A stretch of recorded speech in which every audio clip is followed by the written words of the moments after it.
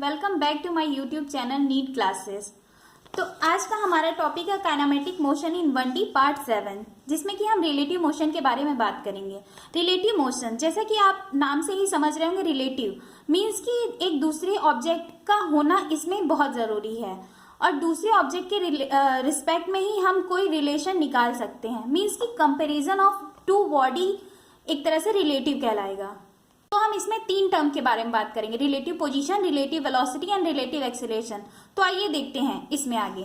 जैसे एक object A है और एक ऑब्जेक्ट बी है, तो ऑब्जेक्ट ए का ऑब्जेक्ट बी के रिस्पेक्ट में पोजीशन अगर हमें बताना हो तो position of A with respect to B क्या होता है, x of A minus of x of B, means position of A with respect to B. ऐसे ही velocity of A with respect to B होगा velocity of A minus velocity of B. ये जो ए और B, ये कोई भी term है, ये किसके रिस्पेक्ट में है, ये सिंगल, ये ग्राउंड के रिस्पेक्ट में हम कह सकते हैं। ठीक है, तो ये है velocity of A with respect to B.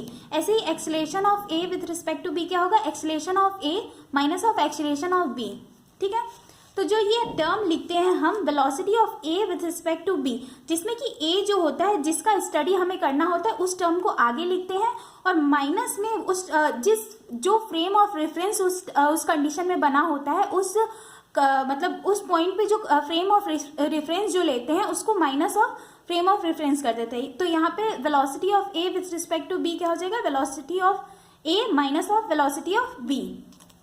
और अगर किसी बॉडी का उसी के रिस्पेक्ट में वेलोसिटी या पोजीशन कुछ भी उसी के रिस्पेक्ट में कोई रिलेशन निकालते हैं तो वो हमेशा जीरो होता है। It means that velocity of any body with respect to itself always zero. Means velocity हो या पोजीशन हो या एक्सीलरेशन हो, उसी के रिस्पेक्ट में अगर बात करेंगे तो हमेशा जीरो होगा। मीन्स रिलेटिव टर्म हमें बताने के लिए दो ऑब्जेक्ट का कंपेरिजन करना जरूरी है, मीन्स दो ऑब्जेक्ट का होना भी जरूरी है। इसीलिए कोई मूविंग बॉडी जैसे होता है तो वो अपना खुद का मोशन एक्सपीरियंस नहीं कर पाता है, वो कभी भी अपना खुद का मोशन क्या होता है, एक्सपीरियंस नहीं कर पाता है। जैसा कि मैं आपको पहले लेक्चर से बताते आ रही हूँ कि स्पीड जो होता है एक स्केलर क्वांटिटी होता है और वेलोसिटी जो होता है एक वेक्टर क्वांटिटी होता है। और स्पीड जो होता है वेलोसिटी का ही स्केलर क्वांटिटी को स्पीड बोलते हैं। मीन्स कि मैग्नीट्यूड ऑफ वेलोसिटी जो होता है वो स्पीड होता है। तो यहाँ पे रिलेटिव स्पीड अगर हमें निकालना है, वेलोसिटी ऑफ ए का अगर हम मैग्नीट्यूड ले लेंगे तो रिलेटिव स्पीड आ जाएगा। तो velocity of A with respect to B क्या होगा, velocity of A minus of velocity of B. तो इसका मॉड हमने ले लिया है, मीन्स हम इसका स्पीड निकाल रहे हैं। तो वेक्टर जैसा कि हम वेक्टर एडिशन या यहाँ पे वेक्टर सबसेक्शन है, सॉरी, वेक्टर सबसेक्शन का फॉर्मूला होता है A square plus B square minus of 2ab। तो यहाँ पे velocity of A plus velocity of B minus of 2ab हो गया। अब यहाँ पे ये जो वेलोसिटी होगा या रिलेटिव स्पीड होगा, ये टर्म पॉजिटिव आएगा या निगेटिव आएगा, वो किस पे डिपेंड करेगा, दोनों के बीच में जो एंगल बनेगा उसी पे डिपेंड करेगा। मीन्स अगर थीटा 0 हो जाए, मीन्स दोनों एक ही डायरेक्शन में अगर चल रहे हों तो उनका जो रिलेटिव स्पीड आएगा वो कुछ अलग आएगा, और दोनों जो जब अपोजिट डायरेक्शन में चल रहे होंगे तो उनका स्पीड कुछ अलग आएगा। तो आइए देखते हैं आगे। जब थीटा 0 हो, मीन्स दोनों सेम डायरेक्शन में हो, तो यहाँ पे थीटा अगर 0 रख देंगे तो ये टर्म कैंसिल हो जाएगा। सॉरी, कॉस थीटा बराबर क्या होता है, 1 होता है। तो ये हो जाएगा हमारा VAB का रिजल्टेंट क्या आ जाएगा, VA माइनस ऑफ VB। यहाँ पे माइनस हमने नहीं लगाया, मीन्स कि अगर VB बड़ा होगा तो VA उसमें से माइनस कर देंगे, अगर VA बड़ा होगा तो VA में से VB को माइनस कर देंगे। ठीक है, अब यहाँ पे थीटा 180 हो, मीन्स कि दोनों अपोजिट डायरेक्शन में हो, तो ये कॉस 180 क्या हो जाता है, माइनस ऑफ 1। तो माइनस माइनस ये पॉजिटिव हो जाएगा। तो रिजल्टेंट क्या आ जाएगा, VAB बराबर VA प्लस VB।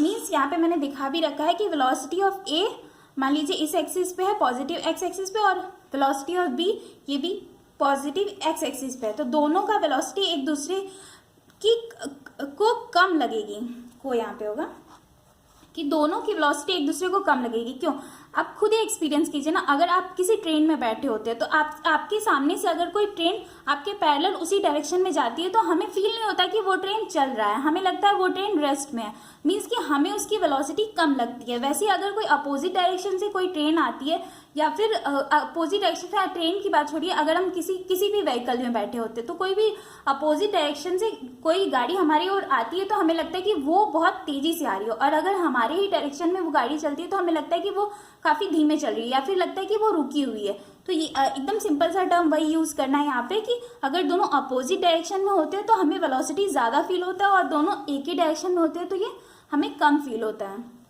तो एक क्वेश्चन देख लेते हैं।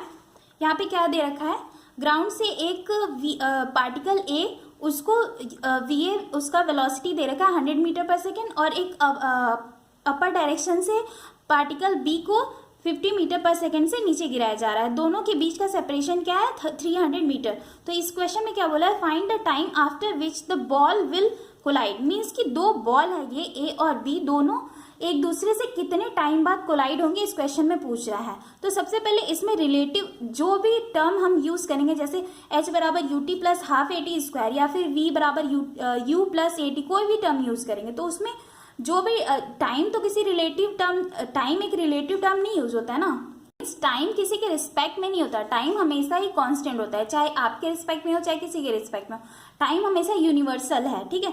तो टाइम का रिलेटिव टर्म नहीं होता, बस डिस्टेंस का, डिस्प्लेसमेंट का रिलेटिव टर्म होगा और वेलोसिटी का होगा, ठीक है। तो हमें यहाँ पे बॉल ए और बॉल बी के रिस्पेक्ट में बताना है कि वो कितने टाइम बाद टकराएगा दोनों, ठीक है।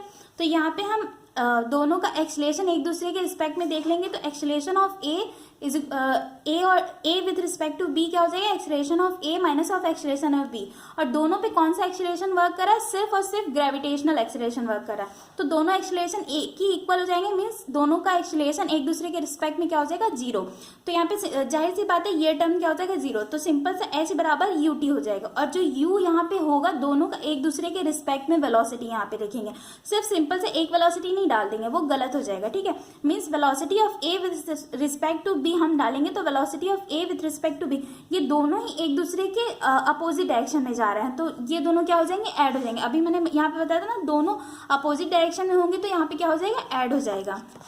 जब दोनों अपोजिट डायरेक्शन में जाएंगे तो यहाँ पे क्या हो जाएगा, ऐड हो जाएगा। तो यहाँ पे भी तो दोनों अपोजिट डायरेक्शन में, तो यहाँ पे VA प्लस VB हो गया, और VA की वेलोसिटी क्या थी 100 और VB की 50, तो दोनों ऐड हो गए 150 हो गया, और 300 मीटर दिया था तो 300 बाई 150 क्या हो गया, 2 सेकेंड।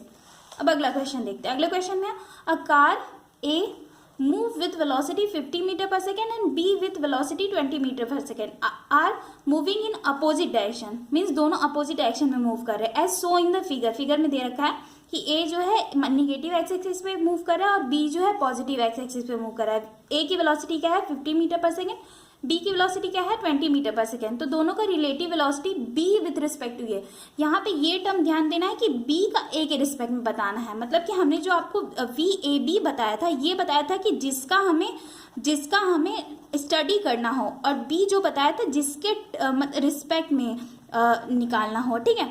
तो यहाँ पे B with respect to A means कि यहाँ पे बोल रहा है VBA, तो यहाँ पे क्या हो जाएगा VB माइनस ऑफ VA। तो वही टर्म हमने यहाँ पे लिख रखा है, VB माइनस ऑफ VA, ठीक है। अब यहाँ पे हम डायरेक्शन का, रिलेटिव मोशन में हम डायरेक्शन का बहुत ही ज्यादा ध्यान रखेंगे। जब भी हम कोई एक एक्सिस लेंगे तो उस एक्सिस पे जो भी मोशन होगा, सिर्फ उसको, जो एक्सिस को, अगर उस एक्सिस को पॉजिटिव माने रहेंगे तो उस एक्सिस पे अगर कोई भी मोशन होगा तो उस सारे कंपोनेंट को पॉजिटिव लेंगे, और जो अदर एक्सिस लेंगे उसको निगेटिव लेंगे, ठीक है। तो हमने यहाँ पे इस प्लस एक्स एक्सिस को प्लस माना है और निगेटिव एक्स एक्सिस को निगेटिव माइनस माना है, ठीक है।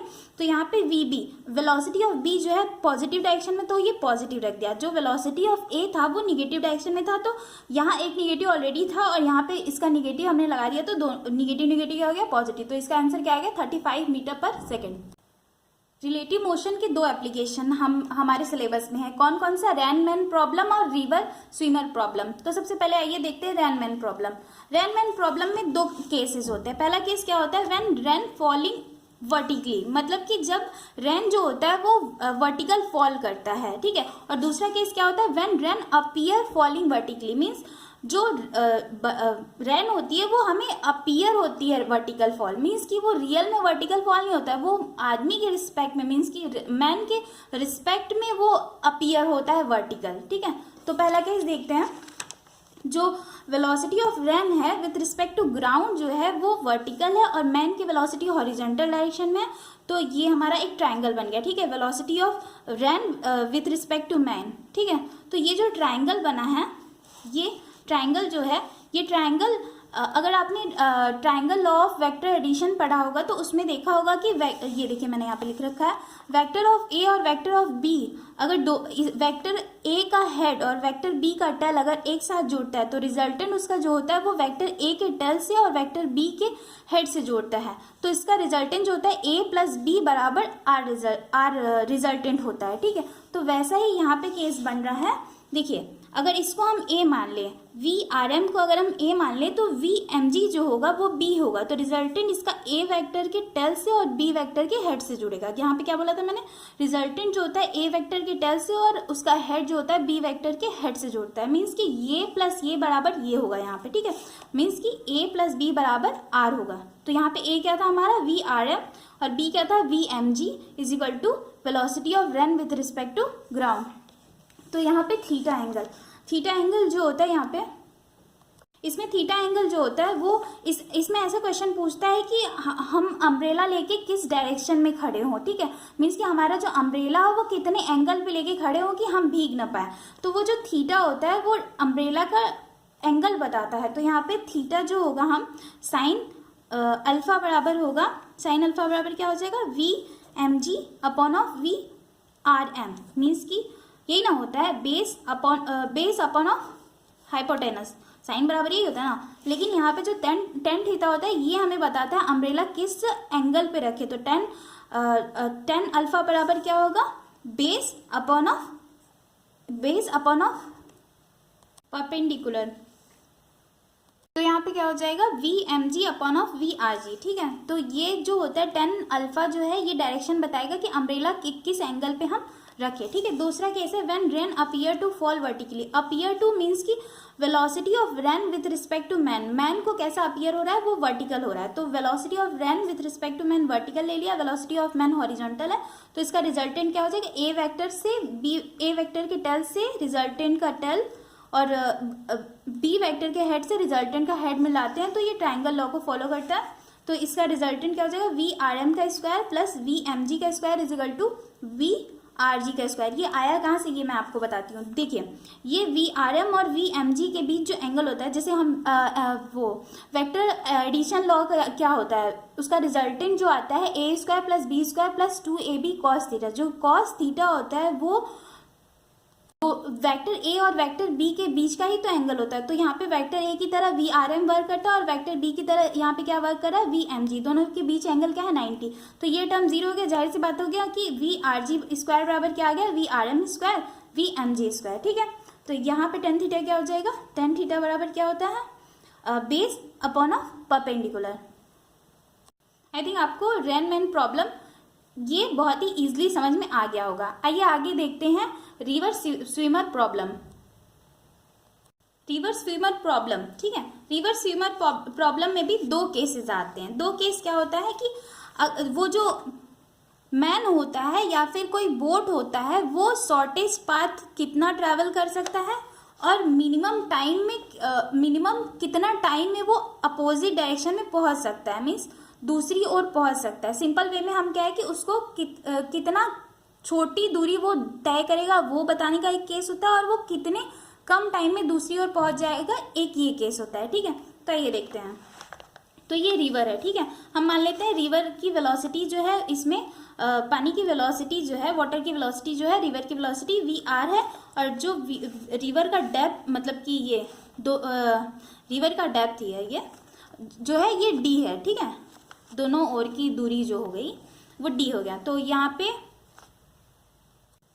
Velocity of swimmer with respect to river जो होगा वो हम किसी एंगल पे लेंगे और वो एंगल क्या होगा यही क्वेश्चन में पूछता है। मीन्स डायरेक्शन ऑफ स्विमर क्या होना चाहिए यही इसमें पूछता है। तो कॉमन से इसमें वेक्टर, जैसे हम अगर वेक्टर पढ़े होंगे तो उसमें हमें पता है कि जो v मतलब a प्लस बी बराबर रिजल्टेंट कब होता है जब a का हेड b का टेल से जुड़ा हो, a का हेड b के टेल से जुड़ा और रिजल्टेंट जो होता है ए के टेल से और बी के हेड से जोड़ता है। बिल्कुल यही बात यहाँ पे भी लगेगी, जैसा कि हमने रेनमैन प्रॉब्लम में भी बताया, ठीक है। तो ये वी एस आर जो है, इसका हम अगर कॉस कंपोनेंट यहाँ पे ले लेंगे तो वी एस जी के ही इक्वल तो होगा। मतलब वी एस जी बराबर क्या होगा, वी एस आर का cos theta, means V S R का cos component is equal to V S G. Means कि वेलोसिटी ऑफ एस आर जो है उसका cos component V S G के इक्वल होगा, ठीक है। और एंगल मतलब किस डायरेक्शन में वो स्विमर चले कि वो शॉर्टेस्ट पाथ ट्रेवल करे, तो साइन थीटा बराबर क्या होता है, साइन थीटा बराबर होता है आपका परपेंडिकुलर अपॉन ऑफ हाइपोटेनस, ये होता है ना। तो यहाँ पे क्या हो जाएगा, रिवर का वेलोसिटी अपॉन ऑफ स्विमर का velocity with respect to river, ठीक है। वो जो ट्रायंगल लॉ मैंने बताया था उसी का बिल्कुल ये ए प्लस बी बराबर रिजल्टेंट कर दिया। मीन्स कि ये ए का वर्क कर रहा है और ये बी का, और रिजल्टेंट जो होता है ए के टेल से और बी के हेड से जुड़ता है, ठीक है। यहाँ पे according to vector law of addition है, ठीक है। अब इसको कितना टाइम लगा इसे रिवर को क्रॉस करने में, तो जिस डायरेक्शन में जो लेते हैं उसी, मीन्स कि अगर हमें टाइम यहाँ से यहाँ तक का पूछा जा रहा है, यहाँ से यहाँ तक का टाइम पूछा जा रहा है, तो इसी डायरेक्शन वाला हम वेलोसिटी भी लेंगे और इसी डायरेक्शन वाला हम डिस्टेंस भी लेंगे। तो टाइम बराबर क्या होता है, डिस्टेंस अपॉन ऑफ वेलोसिटी। तो इस डायरेक्शन में वेलोसिटी हमारा क्या है, ये जो वेलोसिटी निकाला है वी एस आर का कॉस कंपोनेंट जो है वो तो इसी मतलब वाई एक्सिस पे है, तो वाई एक्सिस वाला डिस्टेंस लेंगे, वाई एक्सिस वाला वेलोसिटी भी लेंगे। तो टाइम हमारा क्या आ जाएगा, टी बराबर D upon of we S are cos theta. In this case distance is minimum but time is not minimum. मतलब इस केस में डिस्टेंस तो हम मिनिमम डिस्टेंस का ही तो केस पढ़ रहा है, तो मिनिमम डिस्टेंस है बट टाइम मिनिमम नहीं है। टाइम मिनिमम कब होता है, जब थीटा जो है वो ग्राउंड के रिस्पेक्ट में 0 होता है, तब टाइम मिनिमम होता है। ग्राउंड के रिस्पेक्ट में 0 बट रिवर के रिस्पेक्ट में परपेंडिकुलर होता है, मीन्स कि 90 एंगल होता है, तब टाइम जो होता है मिनिमम लगता है। तो अगला केस यही है, minimum time approach. Minimum time approach के लिए स्विमर को परपेंडिकुलर डायरेक्शन में चलना होगा। किसके परपेंडिकुलर, स्विमर को रिवर के परपेंडिकुलर डायरेक्शन में। रिवर इधर है तो स्विमर को उसके परपेंडिकुलर डायरेक्शन में चलना होगा, तब उसे कम टाइम लगेगा दूसरे अपोजिट डायरेक्शन में पहुंचने में। तो ये जो अगर स्विमर इस डायरेक्शन में चल रहा है, ठीक है, और रिवर इस डायरेक्शन में चल रहा है, जाहिर सी बात है अगर रिवर इस डायरेक्शन में चल रहा है तो स्विमर कुछ ना कुछ तो वो उस डायरेक्शन में घूम जाएगा, क्योंकि वो रिवर की वेलोसिटी जो है स्विमर की वेलोसिटी को कुछ ना कुछ उसको वेलोसिटी दे देगी और कुछ ना कुछ ड्रिफ्ट जो है वो उसको मिल जाएगा अपोजिट डायरेक्शन में जाते हैं। मीन्स कि अगर वो परपेंडिकुलर गया है तो वो सीधे परपेंडिकुलर इस अपोजिट डायरेक्शन में ही पहुंच जाएगा, वो कहीं यहाँ पहुंचेगा, मीन्स कि कुछ ड्रिफ्ट होगा। तो यहाँ पे ड्रिफ्ट वाले क्वेश्चन भी आते हैं, और कितना ड्रिफ्ट हुआ, कितना टाइम में ड्रिफ्ट हुआ, ये सब क्वेश्चन आते हैं, ठीक है। तो यहाँ पे टाइम कितना उसको टाइम लगा मिनिमम, तो टाइम बराबर हो जाएगा जितना ड्रिफ्ट हुआ वो हो जाएगा अपॉन ऑफ इस डायरेक्शन में। हमने आपको बोला था ना, जिस डायरेक्शन में जो निकालना है उसी डायरेक्शन का वेलोसिटी, उसी डायरेक्शन का डिस्टेंस भी रखेंगे। तो यहाँ पे टाइम जो है ड्रिफ्ट यहाँ पे रखा, इसी डायरेक्शन का वेलोसिटी भी रखेंगे, तो इसी डायरेक्शन का वेलोसिटी क्या है, वी आर, ठीक है। इस डायरेक्शन में तो वेलोसिटी ऑफ रिवर ही तो है, और velocity of swimmer with respect to ground क्या हो जाएगा, ये वेक्टर एडिशन लॉ के हिसाब से इन दोनों के बीच में एंगल 90 था, एस और आर के बीच में, मीन्स की रिवर के बीच में और swimmer with respect to river के बीच में एंगल 90 था, तो वो टर्म कैंसिल हो गया। तो ये बचा हमारा ये, मीन्स की velocity of swimmer with respect to ground क्या हो गया, under root of velocity of river का square plus velocity of swimmer with respect to river का स्क्वायर, ठीक है। अप स्ट्रीम वेलोसिटी क्या होता है, जब वेलोसिटी ऑफ रिवर और स्विमर दोनों अपोजिट डायरेक्शन में होते हैं तो इसे अप स्ट्रीम वेलोसिटी बोलते हैं, मीन्स कि दोनों अपोजिट डायरेक्शन में। और डाउन स्ट्रीम कब बोलते हैं, जब दोनों एक ही डायरेक्शन में हो। वेलोसिटी ऑफ रिवर और वेलोसिटी ऑफ स्विमर दोनों एक ही डायरेक्शन में हो तो इसे डाउन स्ट्रीम वेलोसिटी बोलते हैं। आई थिंक आपको ये सेशन अच्छा लगा होगा, तो जल्दी से इसे लाइक कर दे, सब्सक्राइब कर दे और अपने फ्रेंड के साथ शेयर कर दे। अगर आगे ऐसे ही वीडियो देखने हैं तो हमारे साथ बने रहें, एंड थैंक यू।